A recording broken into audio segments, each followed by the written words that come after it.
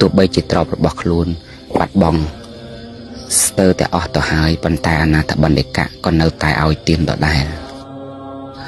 ថ្ងៃមួយអនាថបណ្ឌិកៈសិទ្ធិបានចូលទៅកល់ព្រះដ៏មានព្រះភិក្ខហើយថ្វាយបង្គំព្រះអង្គ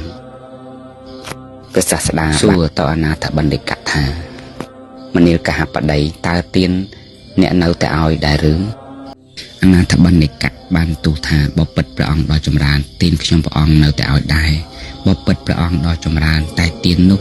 ជាទានសៅម៉ងបបិទ្ធព្រះអង្គដ៏ចម្រើនទាននោះមានបាយចុងអង្គរនិងមានជ្រក់ជាគម្រប់ពីរ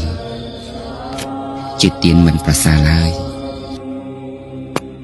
ព្រះបរមគ្រូសាស្តាព្រះដ៏មានព្រះភិក្ខព្រះអង្គបានសម្ដែងថា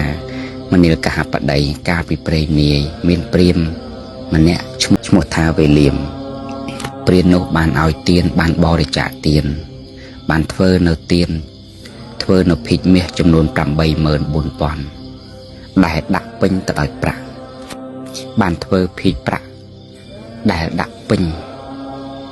ទៅដោយមាសចំនួន 84000 ហើយបានឲ្យជាទានបានធ្វើភិក្ខសម្រិតដែលដាក់ពេញទៅដោយប្រាក់ហើយបានឲ្យទានចំនួន 84000 ដូចគ្នា